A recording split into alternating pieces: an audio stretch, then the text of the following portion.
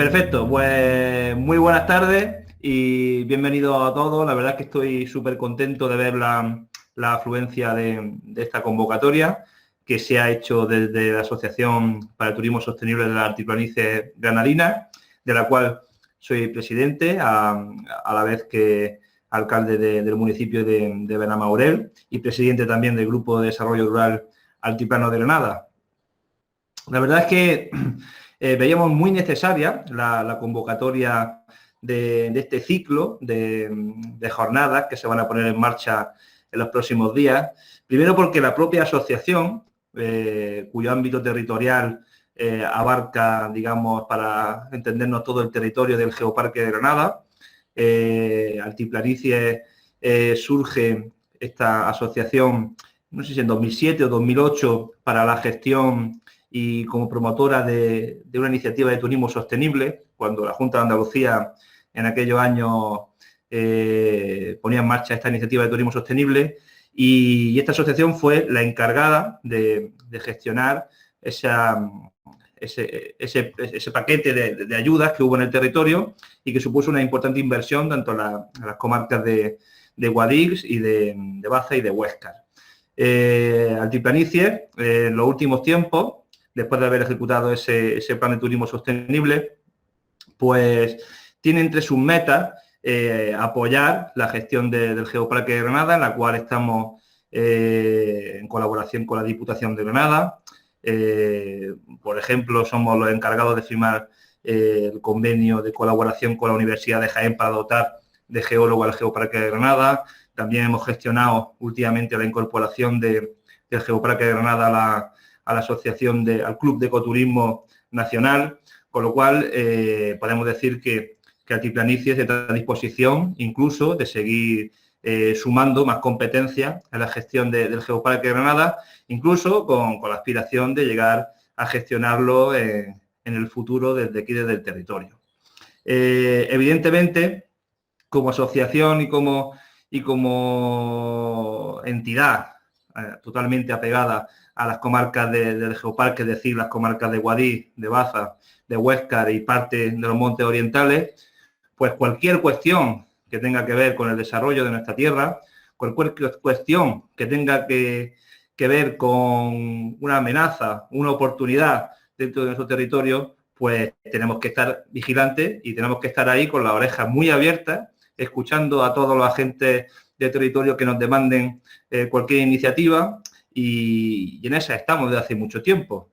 Hace cosa como un año, por ejemplo, otro de los ejemplos que os puedo poner, organizamos desde la asociación una jornada para dar a conocer la realidad de las viviendas cuevas en plena tramitación de la nueva ley urbanística de Andalucía. ¿Por qué? Pues todos sabemos la importancia que tiene la vivienda cueva o la realidad urbanística de las cuevas en nuestros municipios, una realidad que por desgracia nunca está contemplada en la normativa urbanística de Andalucía, y esa jornada sirvió para dar a conocer, porque aquí todos lo conocemos, pero por desgracia en Sevilla no se conoce esa realidad, así que evidentemente pues somos una herramienta más para que cualquier cuestión que esté ligada y que esté entroncada con lo más característico de nuestro territorio, pues estemos ahí para debatirla, para defenderla y para por lo menos dar conocimiento. Es lo que nos trae hoy aquí. Pues es evidente que las últimas semanas pues ha habido cierto revuelo con los proyectos que tienen que ver con la energía renovable que van a verter su producción en la subestación de Baza, cuya construcción está ya en ciernes, y desde la asociación pues creo que tenemos la responsabilidad de primero actuar con todo el rigor que creo que merece esta temática y que tenemos que plantear para que haya un debate sensato y por lo menos con los datos reales de lo que estamos hablando. Es decir, cuando planteamos un debate sobre cualquier temática, lo principal que tenemos que tener son los datos fidedignos sobre la mesa. Y para eso creo que tenemos que nos hemos dotado de esa responsabilidad desde la asociación de hacer este ciclo de conferencias, este ciclo de jornadas, donde los principales actores que tienen que ver algo con las renovables, pues nos cuenten la realidad, los datos, su punto de vista y en qué afecta o cuál es el impacto real que puede tener esta actividad sobre nuestro territorio. Ahora mismo no podemos tener un posicionamiento concreto y simplemente lo que queremos es abrir la asociación a que se haga este debate. Hoy solamente va a ser la primera de ese ciclo de jornadas, como bien decía, y espero que al final de cada una de ellas va a haber la oportunidad de abrir un espacio de debate, un espacio abierto de debate y en fin, yo creo que al final, evidentemente, esa sabiduría colectiva, ese compartir cada uno de los puntos de vista de los diferentes actores, vengan de donde vengan, ya sean promotoras de renovables, ya sean asociaciones conservacionistas, ya sean agricultores, ya sean ayuntamientos, cualquiera de los agentes que tenga algo que ver o algo que decir con las renovables, pues va a tener aquí un espacio donde poder debatir, siempre desde el respeto, siempre desde el respeto a la veracidad de los datos y siempre, por supuesto, buscando lo que todos buscamos, al final, al fin y al cabo, que es el desarrollo y lo mejor para nuestro territorio, desde el punto de vista económico, desde el punto de vista medioambiental y desde el punto de vista del desarrollo sostenible de nuestro territorio. Así que yo, sin más, dar las gracias, por supuesto, a los ponentes de hoy, tanto a Jorge como a José, a los que les mando un saludo desde Veramaurel y, evidentemente, agradecer la labor de los equipos técnicos tanto del Grupo de Desarrollo Altiplano como de Guadix, que se ponen a disposición de Altiplanicies para este tipo de jornadas. Tenemos a Eva y a Teresa, que se van a encargar al final de la jornada de ir recopilando todas las preguntas que vayáis poniendo por el chat para ese momento del debate y de la participación que tendremos al final. Tenemos también aquí a Enrique, al que le voy a dar paso para que nos presente a los ponentes y un poco nos diga cómo va a ir evolucionando esta jornada. Y por mi parte, lo dicho, agradeceros a todos vuestra presencia. El éxito ya está casi asegurado con 80 personas que estamos ahora mismo en directo siguiendo esta jornada, así que cuanta más gente participe, muchísimo mejor. Así que por mi parte, Enrique, te doy paso para que presenten a nuestros ponentes y nos dé un poco la pincelada de cómo va a ir la jornada. Muchas gracias, Juan Francisco. Bueno, yo, igual que Juan Francisco, darle las gracias a todo el mundo que ha entrado, que se ha inscrito y que ha entrado, por la acogida tan grande que ha tenido está teniendo esta primera sesión de lo que esperemos sea un ciclo bueno, que nos aporte luz en torno a este tema de la renovable y de su despliegue en el territorio geoparque. Yo no quiero consumir mucho tiempo, simplemente comentaros un poco, pues que, bueno, a consecuencia un poco de esta gran acogida y esta gran participación, pues tenemos que ser muy escrupulosos con los tiempos, ¿no? Entonces les pediría a los ponentes pues que se ajusten pues, a la media horita máximo que bueno, hemos visto con ellos que sería el tiempo apropiado para exponer sus ponencias.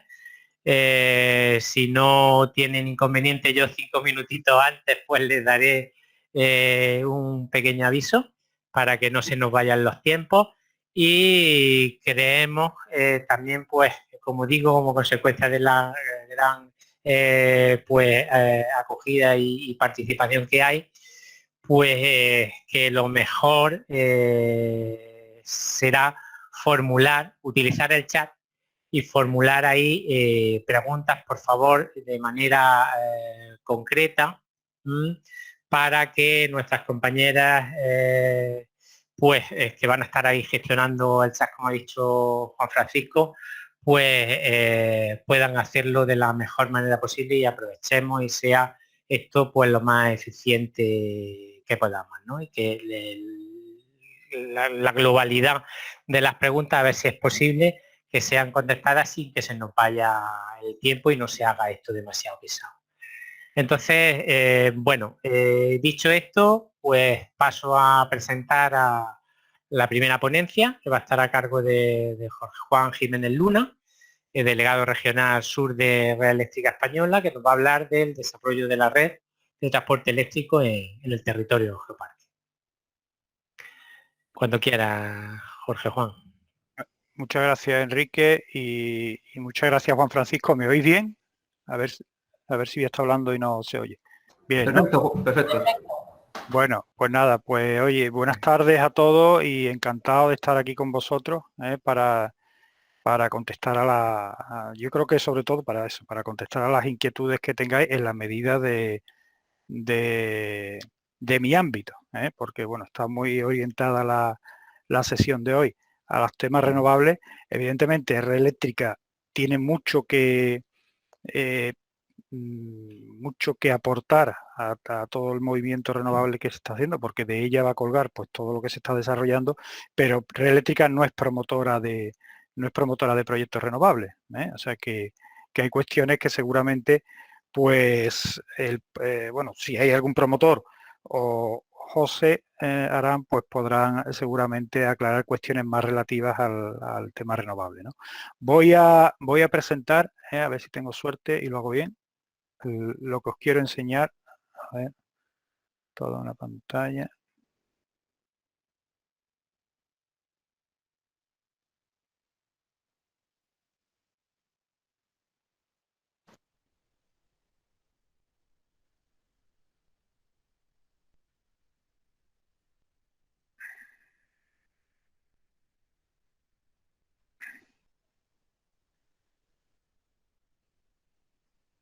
A ver aquí, ocultar. ¿La veis ya, la pantalla? Sí, perfecto. Bien, sin ninguna duplicidad ni nada, ¿no? Nada. Bueno, pues bueno,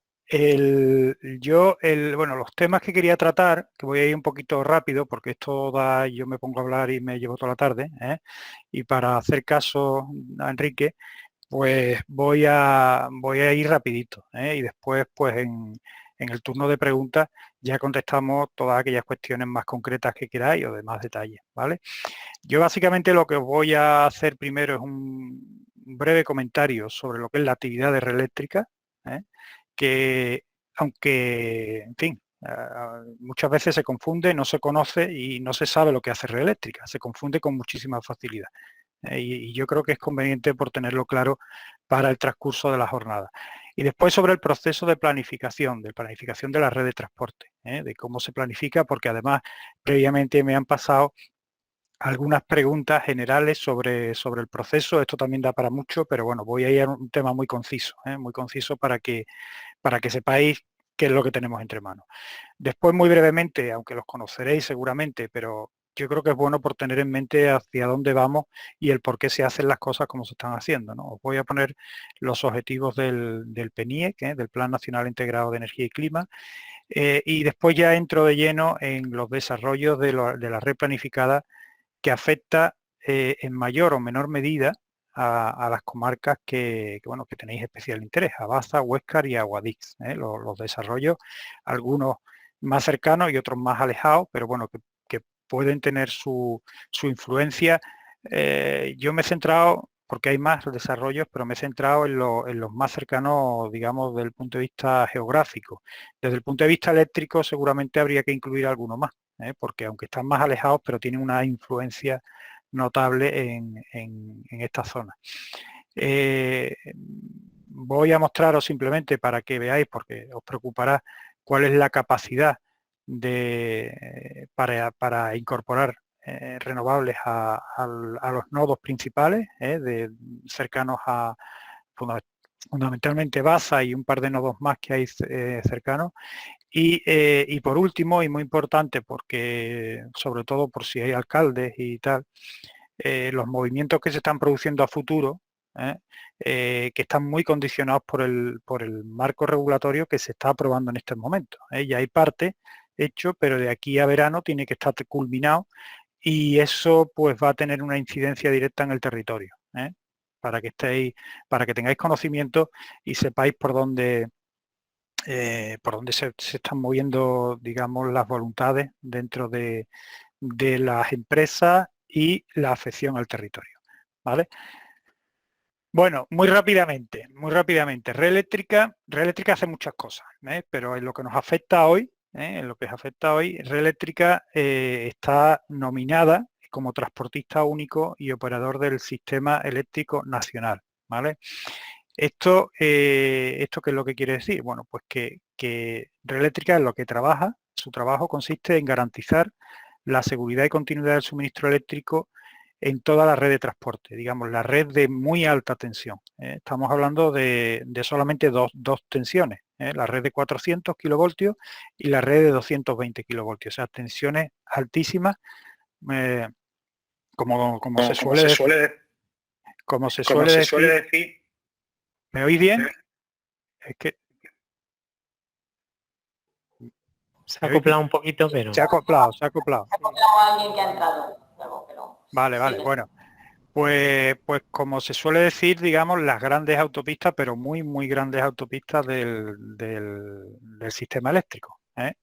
Eso, de ahí a esas grandes autopistas donde se conectan, bueno, pues todas las empresas generadoras, distribuidoras, consumidores, desde los grandes, y después, como pongo aquí en la infografía que aparece, pues se va reduciendo la tensión hasta llegar pues a los pequeños consumos, es decir, estamos hablando de llegar a, pues, bueno, finalmente a nuestras casas 220 voltios, pues desde 220 voltios hasta 400.000 voltios, que es la red de mayor tensión, la que gestiona Red Eléctrica, y la de 220.000 voltios, pues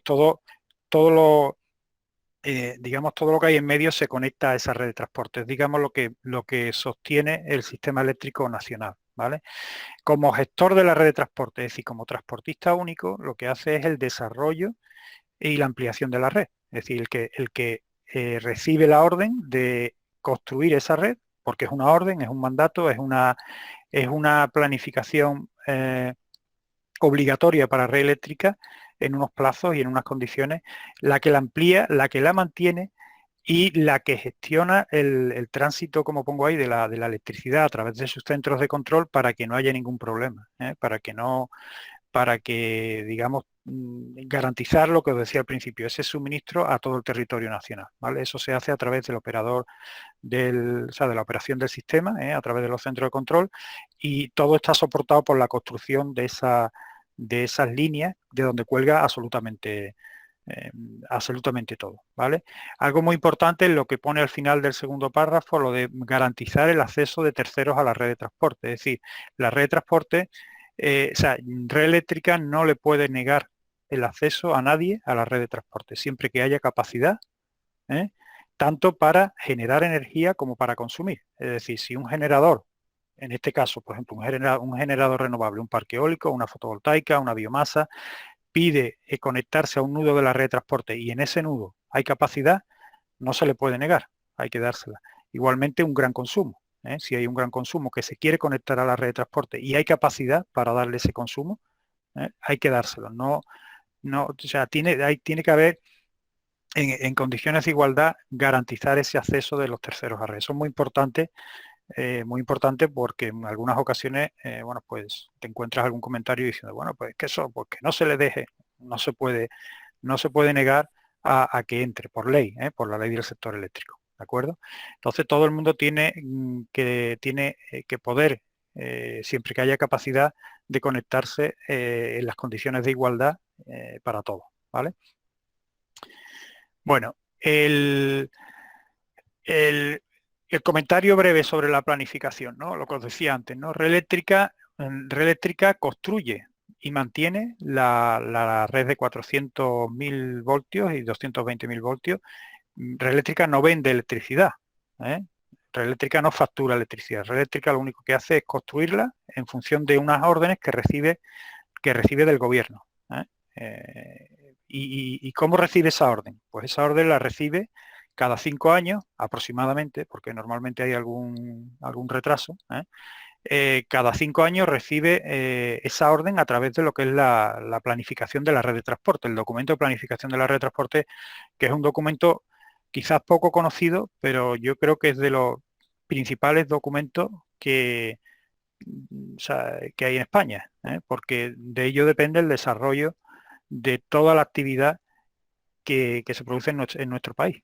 Todo al final depende de que llegue el suministro eléctrico con unas garantías y con unos parámetros técnicos adecuados, y eso es lo que se recoge en ese documento de planificación, ¿no? Precisamente ahora estamos como algunos de vosotros conoceréis, en un momento en el que ha finalizado en teoría, a finales de 2020, el documento de planificación anterior.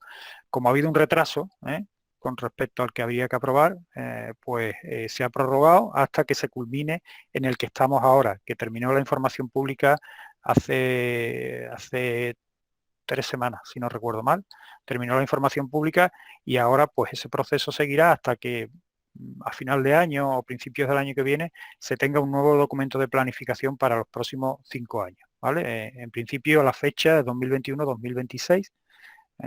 Si se cumplen si finalmente se mantienen esas fechas, pues llegará hasta 2026, ¿no? En este documento lo que se recogen son todas las necesidades de desarrollo de la nueva infraestructura, y lo que ponía en el primer párrafo, que participan todas las comunidades autónomas. Es un proceso muy engorroso, por decirlo de alguna manera, en el que participan todas las comunidades autónomas. Participa, por supuesto, la Administración General del Estado, la CNMC, la Comisión Nacional de Mercado de la Competencia, Red Eléctrica como asesor técnico, es el que conoce la red y el que ve si lo que se solicita es viable o no es viable, y todos los sujetos del sector eléctrico interesados, es decir, empresas distribuidoras, productores, absolutamente todos los agentes del sistema eléctrico, ¿no? Y a través de procesos de información y consulta, como este de información pública, puede participar cualquier persona física en ese proceso a través de todo el trámite de información pública y sus correspondientes alegaciones, ¿no? Es un documento que es ratificado por el Congreso de los Diputados y aprobado por el Consejo de Ministros. Es decir, el documento de planificación de la red de transporte es ley. Es ley, y como os decía antes, para Red Eléctrica es de obligado cumplimiento en tiempo y en forma, ¿vale? El desarrollo.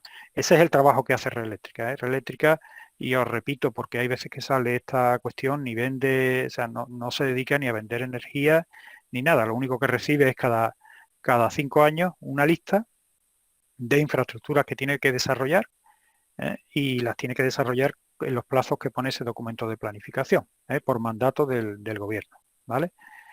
Bueno, dicho esto, rápidamente los objetivos del PNIE. Bueno, y esto lo pongo porque me tiene que dar pie a intentar conectaros lo que es el desarrollo de la red de transporte con, digamos, con lo que tenemos ahora entre manos, ¿no? Que es todo el desarrollo que estamos viendo de energías renovables.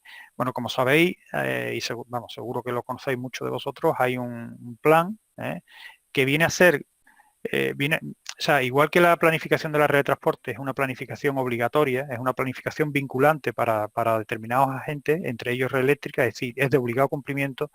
Hay también una planificación indicativa. Hay una planificación donde se recogen los parámetros y los objetivos generales a los que queremos llegar. Esa planificación indicativa es el PNIEC. Viene a ser el PNIEC 2130, es un plan que tiene un horizonte 2030, y bueno, los objetivos los conocéis muchos de vosotros, son objetivos muy ambiciosos, pero quizá yo destacaría, por no pararme mucho, en el último circulito que aparece ahí, ¿no? El del 74% de presencia de energía renovable en el sector eléctrico, ¿vale?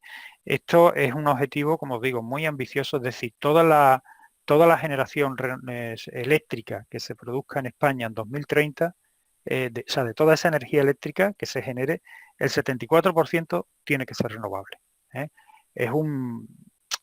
Es ambicioso, es un 74%, es un porcentaje muy, muy alto.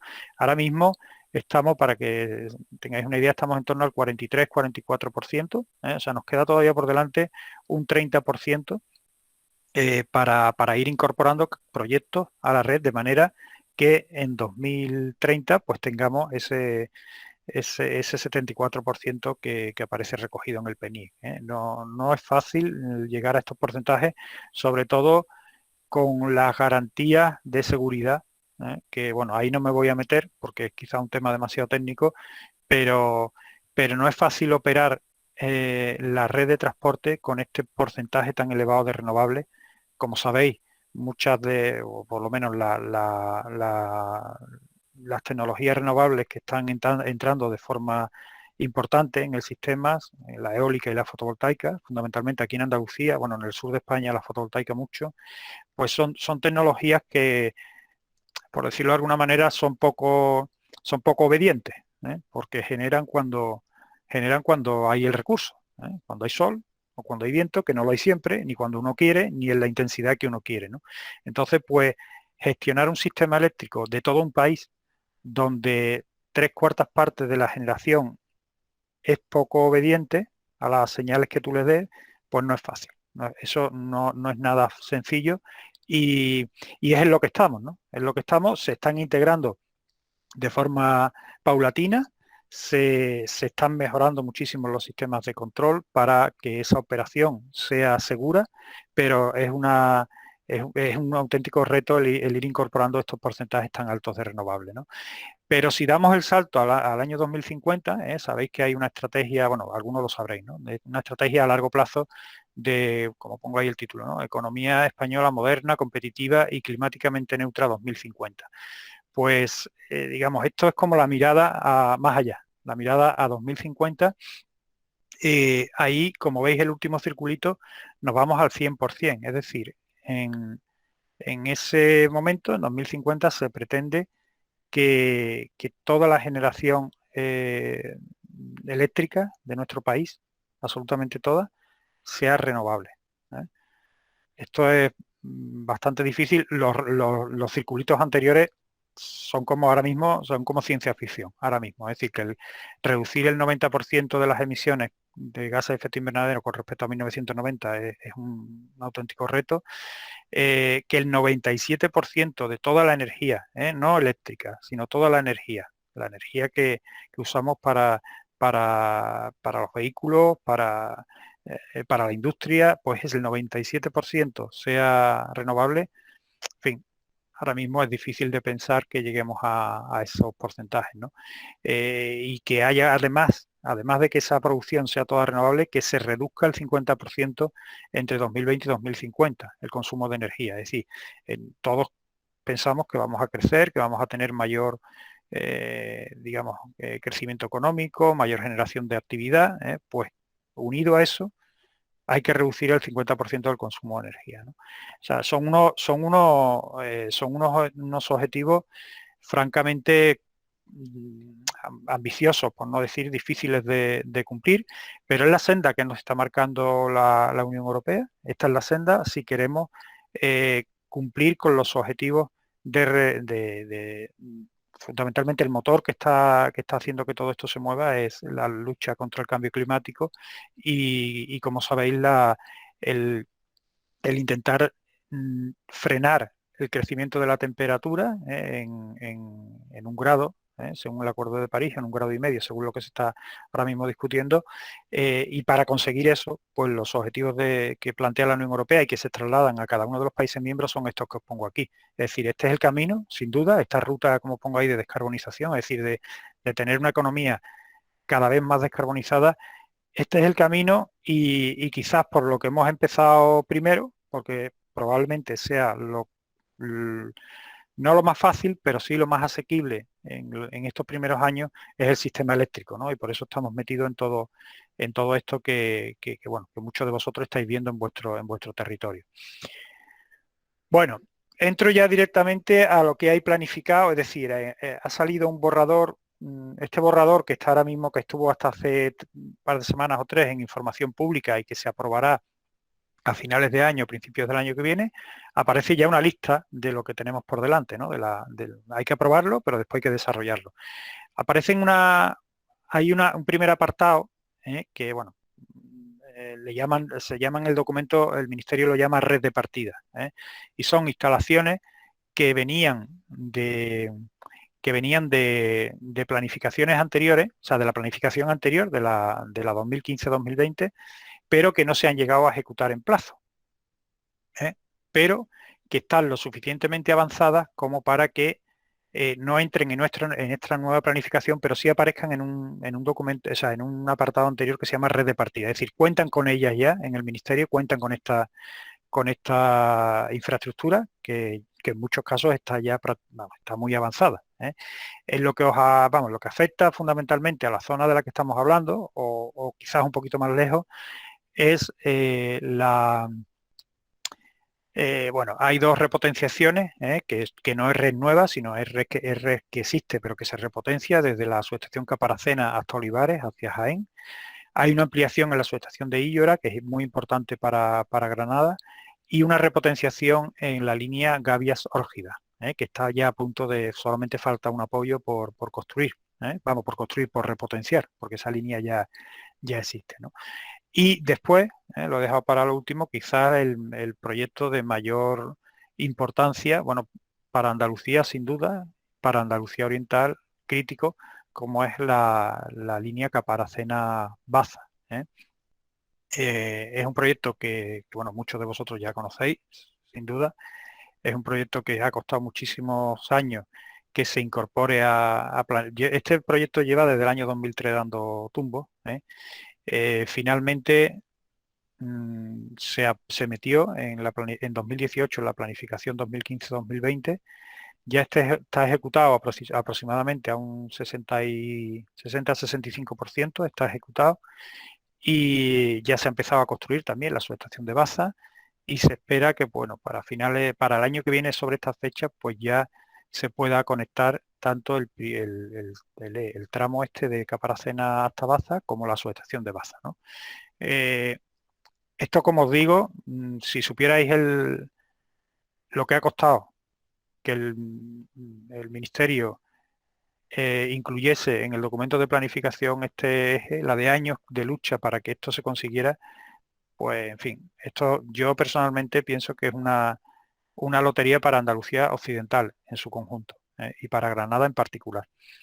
Finalmente se incluyó en una modificación de la planificación anterior, y bueno, y a pesar de los pesares, de que ha costado al principio mucho trabajo y por eso el retraso que ha tenido, pues bueno, va avanzando y estará para el año que viene, seguramente sobre esta fecha estará ya conectado y en tensión ese tramo.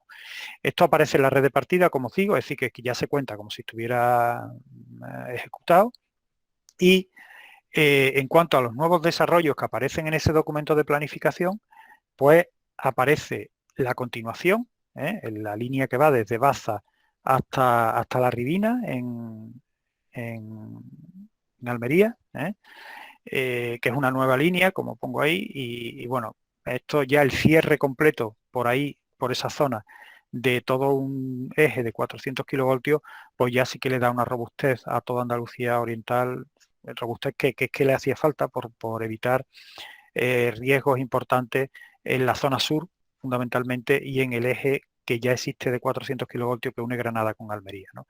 Ahí había un riesgo, vamos, hasta que no esté todo construido, pues sigue habiéndolo, un riesgo importante de seguridad por subestaciones no malladas que hay, y este eje completo desde Caparacena, pasando por Baza hasta La Ribina, pues soluciona todos esos problemas de seguridad, aparte de incrementar la capacidad en toda la zona y permitir el que se desarrolle proyectos renovables y no renovables. Es decir, que esto es el primer paso para, o sea, llevando la red de transporte para todos los desarrollos que no tienen que ser de generación, sino que pueden ser de consumo, de demanda, de industria, de transformación para apoyo a distribución, para la red de distribución. O sea, esto, digamos, es el primer paso para poder, para mirar al futuro en toda esta comarca, ¿no? Después hay esto después lo veremos en el mapa, os lo leo simplemente. Hay una repotenciación que es necesaria hacer, que es muy importante, es un recrecido de algunos apoyos de una línea muy larga que va desde Tajo de la Encantada en Málaga hasta la central, vamos, hasta Carbonera, hasta Almería, la subestación del Litoral. Y por último, bueno, en Baza hay que meter una reactancia que también está planificada para absorber energía reactiva que se genera ahí en ese entorno por ser un eje que está, o sea, un eje muy largo, que tiene pocos apoyos, tiene solamente la subestación de Baza durante muchos kilómetros y necesita, para tener esa estabilidad, necesita la reactancia esta que se ha planificado, ¿no? Y después también está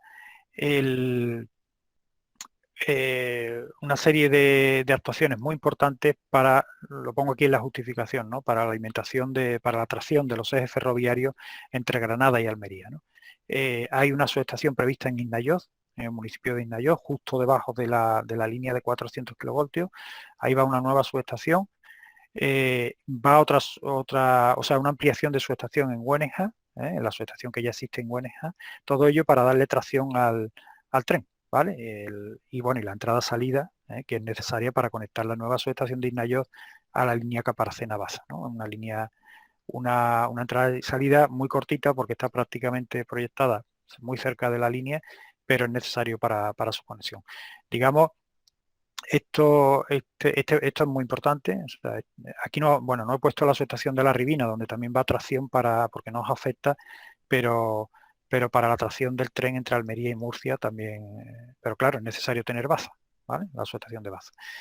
Bueno, estos son los proyectos que hay planificados, que aparecen en la nueva planificación, os lo pongo aquí, veis la subestación Indayoz, en Güeneja, la ampliación en Güeneja, y la que es muy importante, es la subestación en Baza, para todo el desarrollo de... Esto viene a cerrar digamos, por el norte, la necesidad de ese anillo que le hacía falta a Granada y Almería, a esas dos provincias que también tiene afección en Jaén, ¿vale?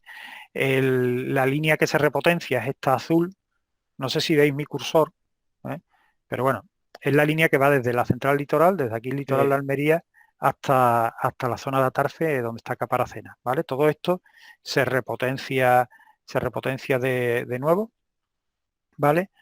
Y quizás de la zona vuestra, porque después hay más desarrollos, pero la zona vuestra, fundamentalmente, a la parte de Guadix, que coge por aquí en el centro, la comarca de Guadix, bueno, y también le pilla Güeneja está dentro de la comarca de Guadix, pues ahí habrá la ampliación que os decía antes. En Indayoz, y mirando a posibles proyectos renovables, como va de renovables la sesión, pues es posible que en Indayoz se incremente la capacidad y vayan a ir, es posible no, aparecerá una capacidad y habrá, digamos que habrá una puerta de entrada para proyectos renovables. Y en Baza, bueno, pues ya lo conocéis, ¿no? En Baza ya hay una capacidad que está ya repartida entre una serie de promotores y que irán a la subestación de Baza, ¿vale? Pero aquí aparece, pues como veis, el cierre ya por arriba completo para final de esta planificación que está ahora en marcha, ¿vale? Bueno, las capacidades, bueno, pues esto aparece publicado son las capacidades que están publicadas para que os hagáis una idea de las potencias de las que estamos hablando, en la red de transporte. Si veis, a ver dónde está Baza. Baza está la tercera, Baza 400. Hay una capacidad ahora mismo de 343 megavatios eólicos, o si no son eólicos, es decir, por ejemplo, fotovoltaicos, la capacidad sería de 255 megavatios, ¿vale? No se suman, es una u otra. Digamos, si solo se instalara eólica, se podrían instalar 343. Si solo se instalase fotovoltaica, se podrían instalar 255. Si se instalan eólica y fotovoltaica, es un número intermedio, entre 343 y 255, que es aproximadamente lo que o sea, de cada uno, de cada uno. Bajará probablemente la eólica y bajará la fotovoltaica, hasta un número que no es la suma de estos dos, sino será pues un poco menor que la suma de esos dos, ¿vale? 5 minutos, Jorge. Uy, venga, pues 5 vamos. minutitos. Sí, pues Para oye, que te orientes más o menos. Sí, vale, gracias. Bueno, en la subestación de Güeneja ahora mismo, pues fijaros, porque Güeneja tiene 412 megavatios eólicos, muchos ya instalados desde hace muchos años, y 127 megavatios fotovoltaicos, ¿vale? Esas son las capacidades máximas a las que se podría llegar en un caso y otro. La subestación de Indayoz no está aquí porque no está todavía, es una subestación nueva que está por aprobar, y hasta que no se apruebe pues no se hacen los cálculos de capacidad. Pero para que tengáis una idea de los números, estos son los números que van a... Estos números son importantes, porque después cuando se lee en prensa algunas declaraciones de que si se van a instalar no sé cuántos miles de molinos y tal, bueno, si hacéis, por ejemplo, los aerogeneradores que se están instalando ahora mismo están en torno a 5 megavatios, pues podéis hacer la división aquí fácilmente de los máximos, o sea, de los molinos, de los aerogeneradores máximos que podrían ir a la subestación de Baza, ¿vale? Eso os da una idea. Ya corriendo, que me quedan muy 5 minutos, pero esto es importante. Bueno, como os decía antes, ahora mismo estamos viviendo un proceso un proceso clave en ordenar todo el movimiento que se está generando en torno a las renovables. Bueno, pues esto desde el año pasado, desde verano del año pasado, pues el gobierno vio que, el gobierno de España, el ministerio, vio que tenía que publicar una serie de regulación para ordenar de alguna manera esta avalancha de proyectos y los trámites a los que se tenían que acoger, ¿no? El 29 de diciembre del año pasado, es decir, justo ya terminando el año, publicó el más que esperado, muy esperado, Real Decreto de Acceso y Conexión a la Red de Transporte y Distribución, que, digamos, fija la regla, digamos, este es el Real Decreto más importante que hay ahora mismo en todo el tema de, por supuesto, renovable, ¿no? Después, justo a principios de año, la CNMC, la Comisión Nacional del Mercado y la Competencia, publicó la Circular 1/2021, en la que ya ahí aparece la metodología de aplicación de las condiciones de acceso y conexión a la red de transporte y distribución. No solo al transporte, sino también a la red de distribución, que hay muchos proyectos que se conectan a distribución, ¿no? Pues esto, digamos, que ya es como las condiciones, la metodología concreta para acceder a ese acceso. Aquí, eso es lo que hay publicado ahora mismo, hasta ahora, ¿no? Ahora mismo hay se están revisando los criterios para el cálculo de nuevas capacidades. Esto va a ser publicado en breve. Se va a publicar lo que se llaman las especificaciones de detalle, que aquí lo que va a ocurrir es que se van a cambiar esos criterios de cómo se calcula en cada nudo lo que cabe, ¿vale? La capacidad que tiene para albergar proyectos de generación, ¿no? Renovables o no renovables. Entonces, sin hacer nada, digamos, sin hacer nada físicamente, sin hacer obras, sin hacer líneas, sin tocar subestaciones, pues esas capacidades se van a modificar, en muchos casos al alza, es decir, donde ahora caben 100 megavatios, pues con los nuevos criterios que se publiquen, pues en muchas subestaciones pueden entrar 125, 130, 150, depende de cada nudo, de cada nodo de la red, ¿vale? Pero, digamos, es una normativa y unos criterios muy importantes, porque todo el mundo los está esperando. Como sabéis, todas las subestaciones están saturadas, las que hemos visto antes. Baza ya está repartida toda la potencia, toda la capacidad, Güeneja está repartida toda la capacidad.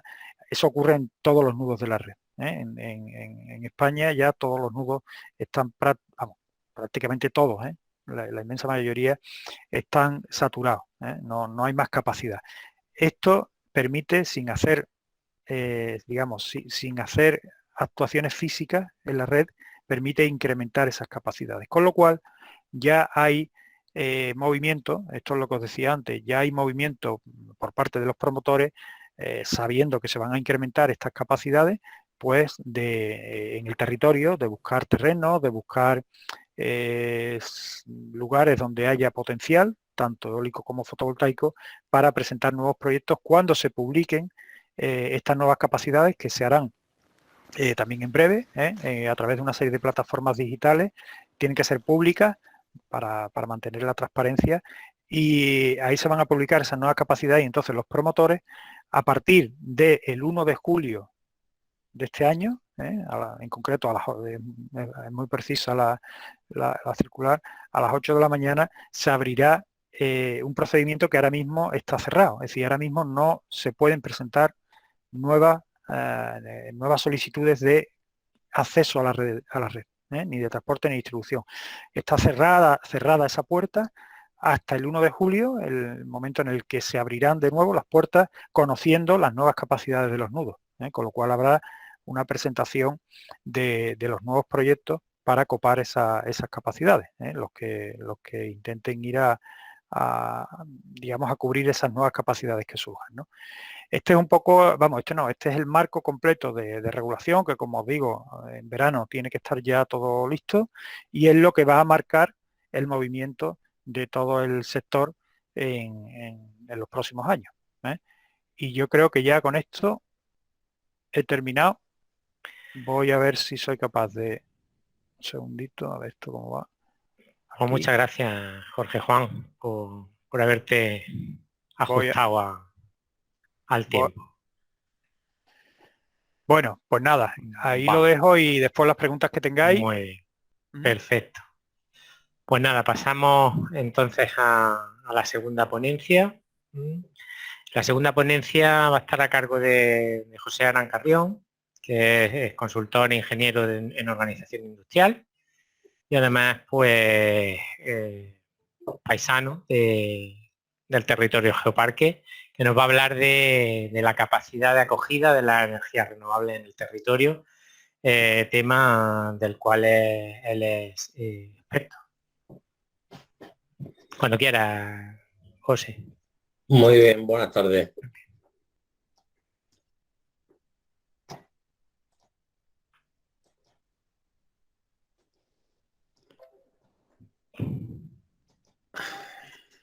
Bueno, buenas tardes.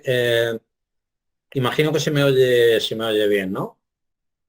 Tengo la voz grave. Sí, perfecto. Y eso me ayuda, me ayuda a que se me oiga fácil. Bien, vamos a ver.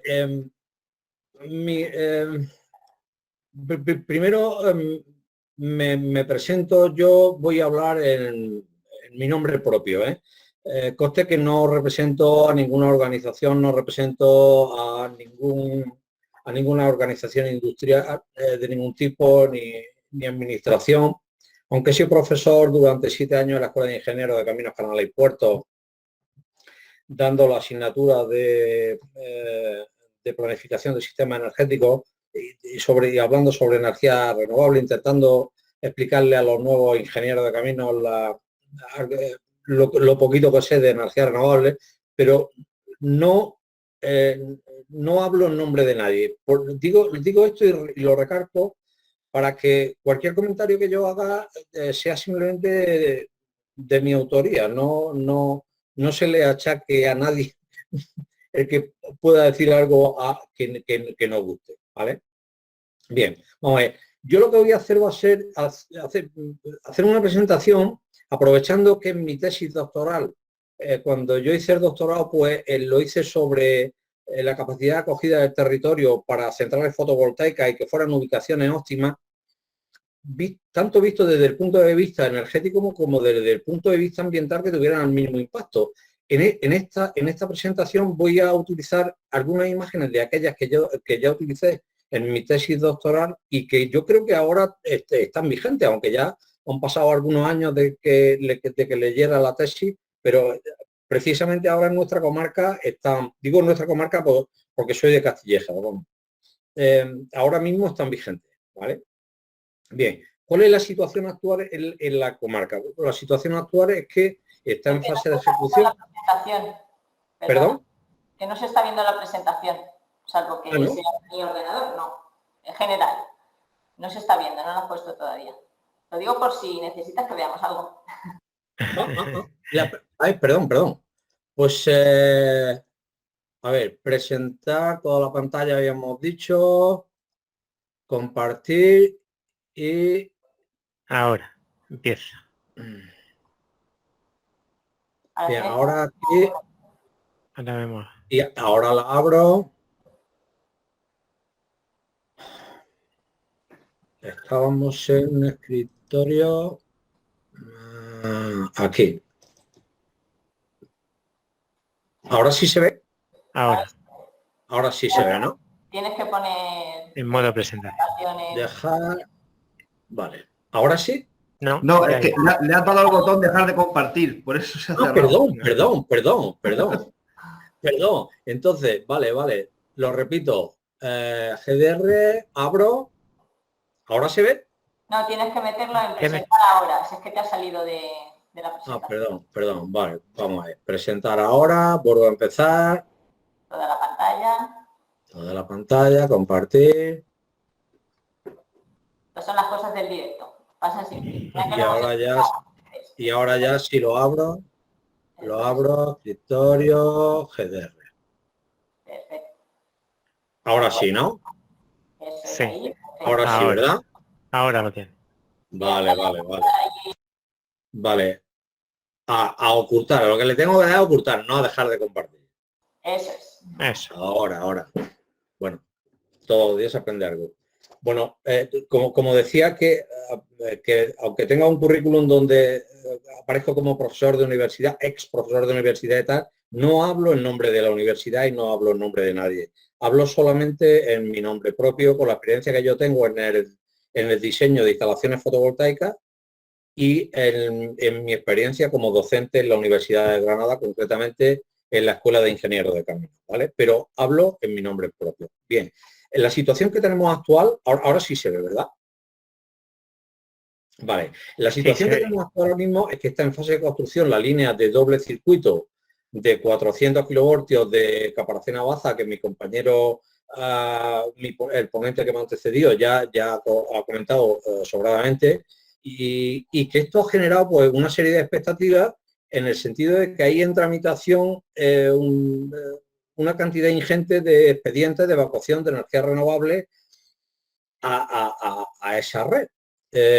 A esa red o a otras redes que colgarán de esa, aprovechando que se va a generar de una capacidad de transporte muy importante a la zona de los altiplanos, del altiplano de Guadix y Guadix-Baza, ¿vale?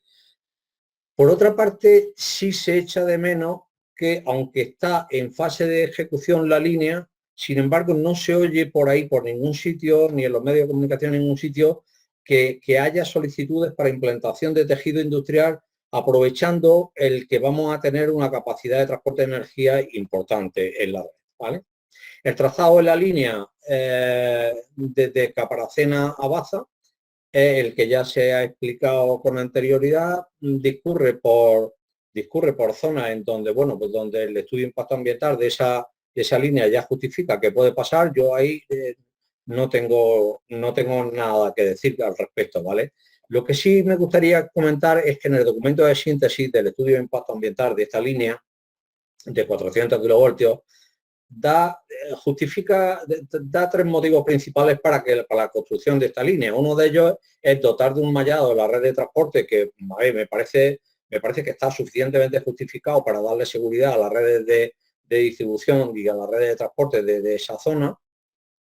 El segundo motivo sería evacuar la evacuación de la generación del régimen especial prevista en el Plan Eólico Nacional, que también pues se ve justificado. Y el tercer punto, que justifica como el objeto de la línea, es garantizar la alimentación de la elevada demanda prevista en la zona de Andalucía Oriental.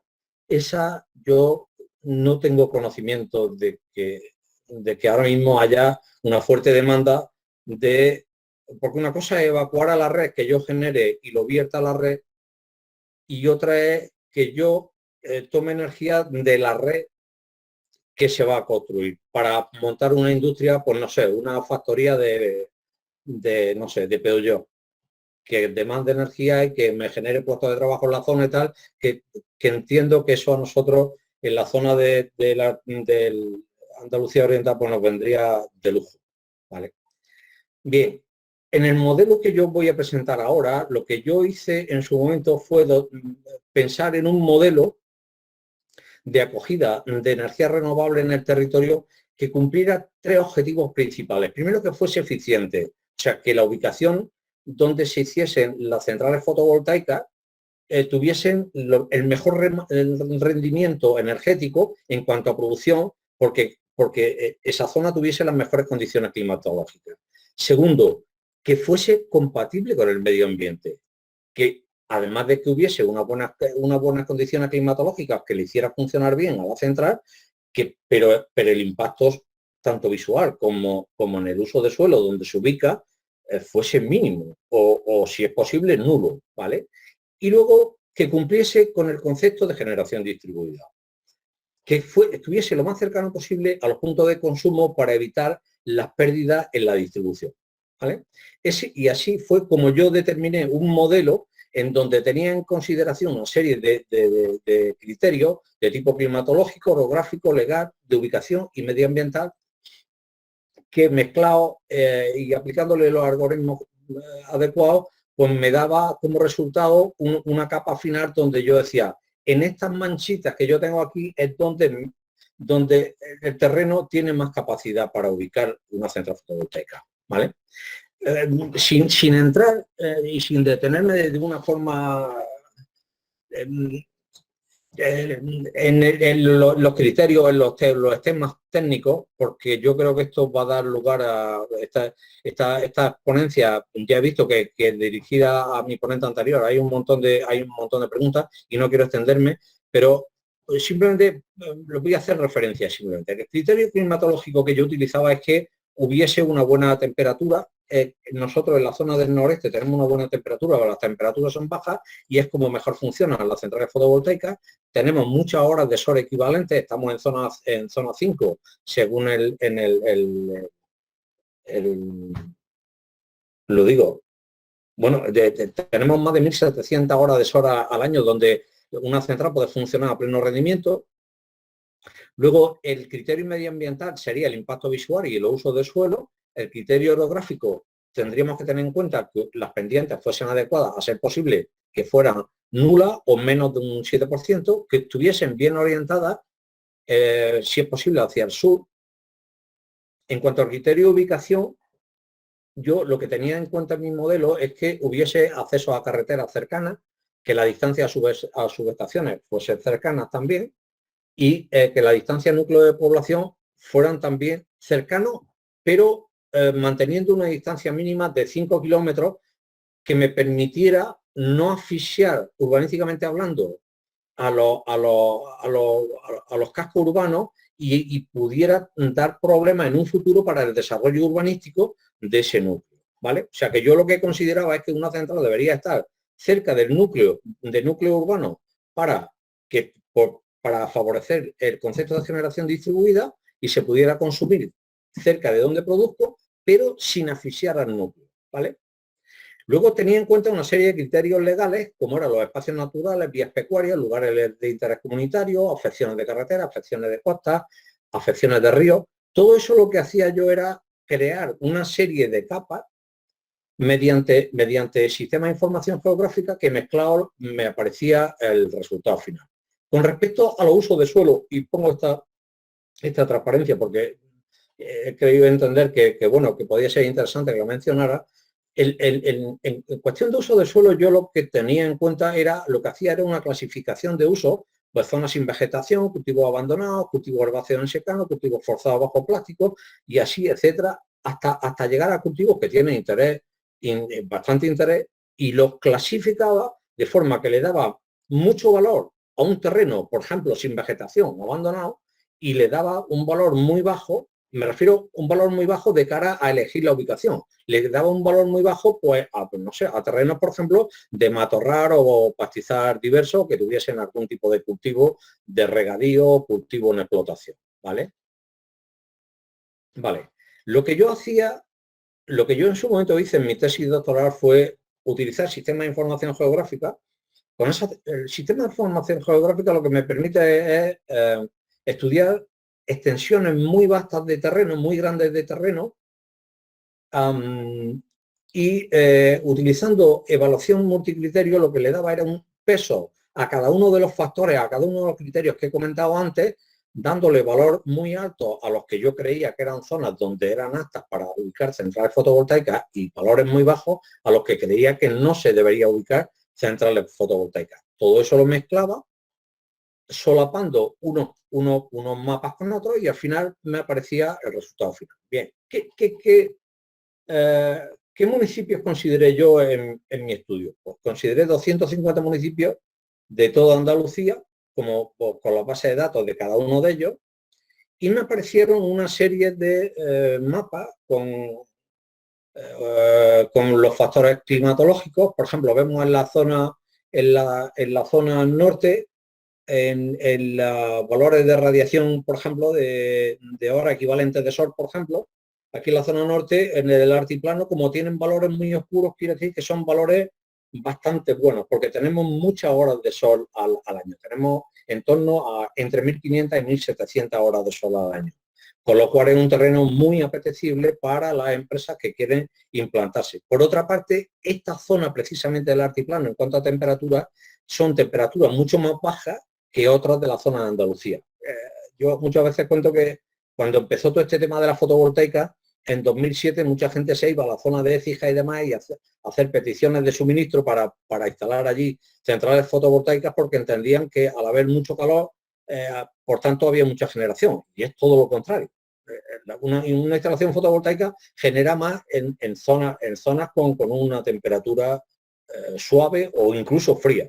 Esa es la explicación de que muchas veces nos preguntemos por qué los alemanes colocan centrales fotovoltaicas con el frío que hace allí, ¿no? Y es que allí tienen menos horas de sol que nosotros, pero tienen más frío y las centrales funcionan muy bien. En cuanto a los factores ambientales, este sería un mapa de uso de suelo que yo utilicé en su momento y en donde vemos que, en función de los tipos de cultivos que tenemos en cada zona, ¿vale? Todos estos mapas en los que yo iba mezclando. Por ejemplo, este es el mapa de pendientes que tuve que hacer en su momento con una... Vemos que en naranjita están las pendientes que van de 0 a 2%, o sea, zonas totalmente llanas, y de 3 a 7, que son las zonas verdes, las que tienen una pendiente de 3 a 7. Todas estas zonas, tanto verdes como naranjitas, son susceptibles de colocar centrales fotovoltaicas porque tienen unas pendientes bastante, son zonas relativamente llanas, ¿vale? En cuanto a los factores, en cuanto a los factores de tipo ubicación, pues también tenemos los mapas donde se ubican todas las subestaciones que en aquel momento había en Andalucía, los mapas de carretera, los mapas de hidrográficos, y con todos estos mapas es con los que yo definía mi modelo, ¿vale? No nos vamos a parar aquí porque entiendo que no es objeto de esta charla. Lo que sí, simplemente lo que hacía era solapar unas capas con otras para que me apareciera el documento final. Este modelo lo que necesitaba era comprobar que efectivamente los valores que yo estaba dando no eran valores desacertados, eran valores que eran correctos y que por lo tanto se correspondían con la realidad. Había que hacer un análisis de sensibilidad y un análisis de fortaleza del modelo, y utilicé esta zona, precisamente la nuestra, la zona de Huesca, para analizar el modelo, ¿vale? Sobre ella coloqué, por ejemplo, la capa la capa limitante, es la que me aparece en rojo. Toda esta zona de rojo en una capa, en una zona en donde no se debe, por motivos legales, no se puede colocar, o no se debería colocar ninguna central fotovoltaica. Pues son zonas del parque de Castril, son zonas que tienen un valor protegido, ¿vale? Igual que pasa, por ejemplo, como en la Sierra de Baza, por ejemplo. En cuanto al factor climatológico en esta zona, pues tuve mis mapas de temperatura diurna, mis horas equivalentes de sol, la hora de radiación difusa o de radiación sobre superficie horizontal, ¿vale? Entonces, el criterio climatológico mezclo todos estos mapas y me da este otro en donde me dice que en esta banda, desde el punto de vista climatológico, desde el punto de vista climatológico sería el mejor, porque tiene las temperaturas más bajas con la radiación más alta. En cuanto a exposición visual, que es muy importante que no haya, o sea, la mínima exposición visual, tenga el mínimo impacto visual, tenemos este mapa de la zona, y en cuanto a uso de suelo, este otro, ¿vale? El valor que me da al final medioambiental es este otro mapa en donde ya me va apareciendo que en estas zonas verdes, por ejemplo, es donde tengo las zonas más aptas para ubicar centrales fotovoltaicas. Bien, vamos a ir rápido.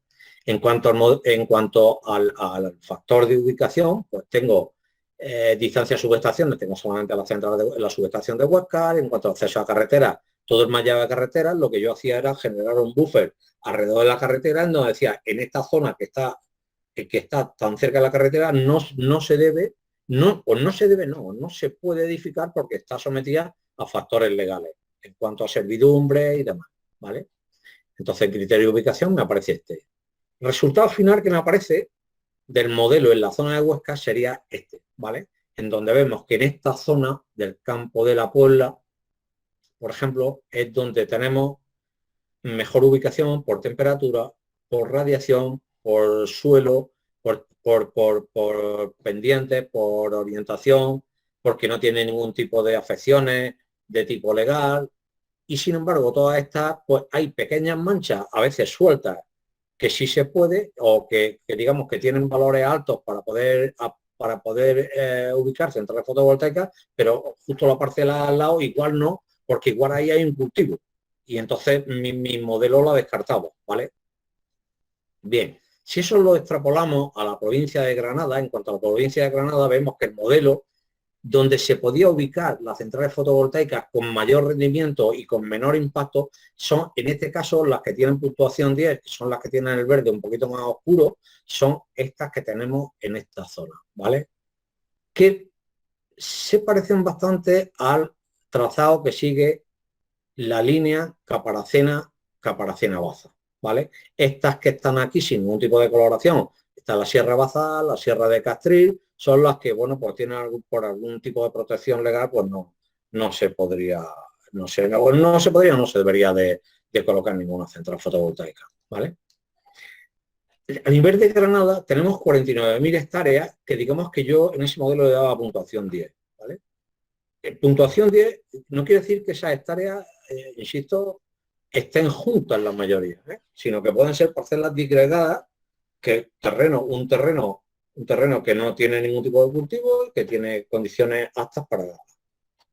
Bien, vamos a ver. He metido ahora otras diapositivas que son un poquillo para hacer una exposición de cómo puede interferir de las centrales, las energías renovables que hay ahora mismo solicitadas con lo que necesitamos, ¿vale? En cuanto a infraestructura de transporte, tenemos los transformadores de distribución que tenemos, según la Agencia Andaluza de la Energía, en trafo de distribución a media tensión, que son las que ya llegan hasta nuestros barrios, hasta nuestras casas y de donde consumimos. Tenemos ahora mismo en Granada, en la provincia de Granada, en toda Granada, 1.842 megavatios. 1.842. Esa sería, digamos, la potencia que consumiríamos si tuviéramos todos los trafos a tope y estuviésemos consumiendo todo de forma simultánea. 1.842 megavatios. Bien. El consumo que la provincia de Granada entero tuvo en el año 2018, según la Agencia Andaluza de la Energía, contabilizando lo que son pequeños consumidores en mercado libre de baja tensión y mercado libre de alta tensión, fueron 3.293.000 megavatios hora al año, en un año entero, ¿vale? Bien. ¿Qué potencia tenemos ahora mismo instalada ya en funcionamiento, virtiendo red, ahora mismo en la provincia de Granada, con datos al 31 del 12 del 2020? Según también la Agencia Andaluza de la Energía, según datos de la Agencia Andaluza de la Energía, tenemos ya 776 megavatios, ¿vale? Tenemos 776 megavatios, de los cuales 402 son eólicas, 126 fotovoltaicas, 96 hidroeléctricas, 149 termosolar, básicamente las termosolares de la zona de la Calahorra, de los llanos de la Calahorra, ¿vale? Entonces ya tenemos 776 megavatios y estamos hablando que nuestra potencia en transformadores son 1.842 megavoltiamperios, ¿vale? O sea, estamos hablando que tenemos una cantidad importante ya de renovables en la provincia de Granada, ¿vale? ¿Cuál es la situación del geoparque? ¿Qué previsión hay ahora mismo de evacuación a la red de 400? Mi compañero anterior apuntaba como un buen criterio la capacidad de Baza, pero bien, yo apunto que más allá de la capacidad de Baza, además puede haber también que se vierta sobre redes de distribución que se verán potenciadas porque ya tenemos la red de evacuación principal. Digamos que el caudal principal de la red de 400 le dará capacidad a esas redes inferiores también, y al igual que puede ser que se pida que se abra la red de 400 y se coloque una subestación una subestación nueva, como pasa por ahí en algún proyecto. ¿Qué previsión de evacuación hay ahora mismo en la red? Por una parte tenemos 512 megavatios de proyectos eólicos solicitados, más 2.350 megavatios de la tecnología fotovoltaica. Estamos hablando casi 3.000 megavatios, ¿vale? Recordemos que la potencia ahora mismo de la provincia de Granada son 1.800. 1.800. Tenemos ahora mismo solicitados casi 3.000 megavatios en toda la provincia. ¿Qué tipo de proyectos hay solicitados? Pues hay solicitados de tipo, sin entrar en analizar ninguno de ellos, porque creo que no soy quien ni el objeto de esta ponencia tampoco ese, simplemente relacionarlo. Hay una serie de solicitudes de parques eólicos que están ya en trámite. Parece ser, esta información la he sacado de prensa. Aquí hay otro proyecto también importante, parece ser, en la zona de Caniles, en donde aparece bastante en prensa porque la repercusión que tiene sobre cultivos de regadío, donde parte de las parcelas están en terreno estéril, pero otras dan a terrenos de regadío, estas de carácter fotovoltaico. Luego hay otra megacentral por aquí de 400 megavatios en el Navazuelo, en Guadalhortuna. Esto que vemos aquí pequeñito en el centro es el casco urbano del Navazuelo. Y bueno, alrededor pues se maciza esta zona con 1.000 y pico hectáreas donde se prevé o se plantea colocar una central fotovoltaica de 441 megavatios pico, que serán en torno a 400 nominales, ¿vale?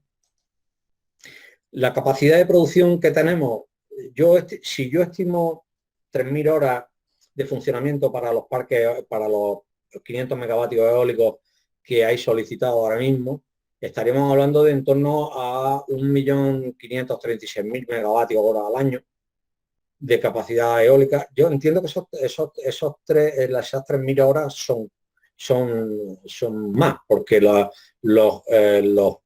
mapas eólicos de la zona nos dicen que tenemos vientos por encima de 4 metros segundo, más del 50% de las horas solares, o sea, perdón, de las horas del año, con lo cual entiendo que esas 3.000 horas serían superiores. Pues bueno, por poner números redondos he puesto 3.000 horas.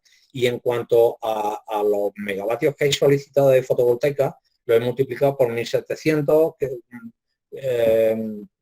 que también, teniendo en cuenta que la mayoría de los parques que se plantean son de un eje, es una cantidad que es también bastante conservadora. O sea, podríamos decir que en total tenemos la capacidad de producción de esas plantas renovables estaría en torno a 5.600.000 megavatios hora al año, con lo cual, si lo comparamos con el consumo que teníamos de toda la provincia de Granada, que son 3.200.000, tendríamos un saldo exportador de 2.355.000 megavatios hora. Fijaos que estoy comparando lo que hay solicitado o lo que está en trámite con el consumo de toda Granada. No estoy teniendo en cuenta ni siquiera los 700 megavatios que ya están en funcionamiento u otras centrales que puedan estar en funcionamiento ahora por otras vías, que no sean de carácter renovable, ¿vale? Solamente estoy teniendo en cuenta lo que ahora mismo, según prensa y según la Agencia Andaluza de la Energía, nos dice que hay en solicitud y que está en trámite unos están en fase de estudio de impacto ambiental, otros están en fase de autorización administrativa, otros en fase de solicitud punto de conexión, cada uno está en una fase distinta, pero bueno, parece ser que esos son lo que he pedido. Quiero decir que, a ver, estoy haciendo todos estos números porque, bajo mi punto de vista, entiendo que para nada, digamos, se cumple el criterio de generación distribuida. Nosotros lo que posiblemente se pudiera convertir la zona a futuro en una macrocentral de producción de energía renovable en donde no hay demanda. Precisamente la zona norte es una zona en donde no hay industria consumidora de energía eléctrica. No somos consumidores. Nosotros nos podremos convertir en la central que genera la energía que se consume, pues no sé, en los polígonos de Madrid o los de Bilbao, que sí son demandadores de grandes, o Cataluña, que sí demandan grandes cantidades ingentes de energía eléctrica. Nosotros no demandamos. A ver, no digo que no se deban de poner estas centrales en nuestra zona. Digo que nosotros, que no cumplen con el criterio de generación distribuida, ¿vale? Porque vamos a generar muchísimo más de lo que consumimos. Bien, si tenemos en cuenta la curva, por ejemplo, de consumo en tiempo real, ¿te estoy llegando ya a mi fin? Si tenemos en cuenta la curva de consumo real de eléctrica, aquí un minutito, más o menos. Venga, voy muy rápido. Es que se consumen 30.000 megavatios en horas punta. Si nosotros instalamos esos 3.000 megavatios, vamos a producir el 10% de la potencia nacional. Y además con unas tecnologías que, como bien decía Jorge Juan, no son obedientes, o sea, son no gestionables, son potencias no gestionables, o sea, que pueden funcionar en momentos en donde a lo mejor no tenemos demanda o viceversa, con lo cual deberíamos también, el sistema eléctrico nacional va a tener que poner con otra potencia de cobertura para cuando estas nos fallen. O sea, este tema es cuando menos muy complicado, ¿vale? Bien.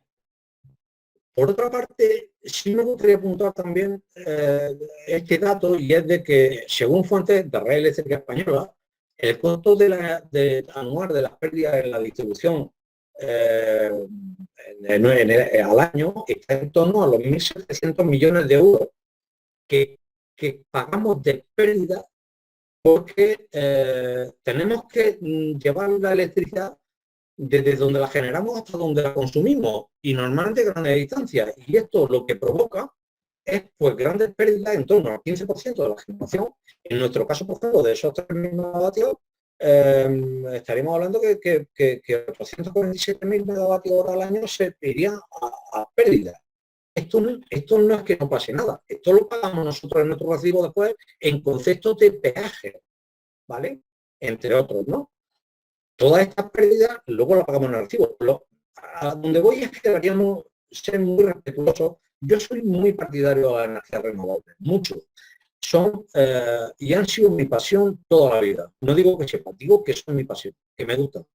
Pero creo que deberíamos ser muy respetuosos con ellas, utilizarlas para beneficio y sobre todo aprovechar las sinergias que tienen las energías renovables, de poder producir allá donde consumimos, ¿vale?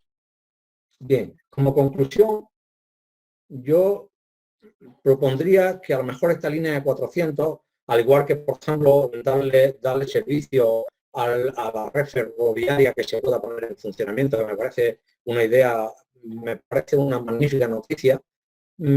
Creo que podría ser muy interesante para nuestra comarca promover la implantación de empresas generadoras de empleo que necesiten el aporte de energía eléctrica, ya que vamos a tener una autopista de energía importantísima que va a construir Red Eléctrica Española. Esto es, creo, una gran noticia desde mi punto de vista. Luego, ajustar la potencia renovable a la realmente a la demanda regional de energía, que produzcamos lo que vayamos a consumir y que ya otras zonas que vayan a consumir, pues también que hagan su implantación. No vayamos a ser nosotros los que resolvamos el 74% que pide el PNIE. No vayamos a convertirnos nosotros en un mar de cristales para producir la energía que pide el PNIE a nivel nacional, ¿vale? Creo que sería muy buena idea promover las comunidades energéticas de cada uno de los cascos urbanos que tenemos en la zona en la provincia de Granada, sobre todo en la zona del altiplano, aprovechando las energías renovables. Y creo que es muy importante que se sea muy respetuoso con el uso del suelo, especialmente con el de valor agrícola, porque estamos en una zona agrícola y esta zona agrícola creo que se debe de proteger. Deben de convivir las energías renovables con los cultivos tradicionales y eso creo que es totalmente posible, ¿vale? Bueno, pues muchísimas gracias y creo que eso es estoy a vuestra disposición. Pues muchas gracias a ti, Pepe, que te has ajustado, vamos, al segundo, a la media hora.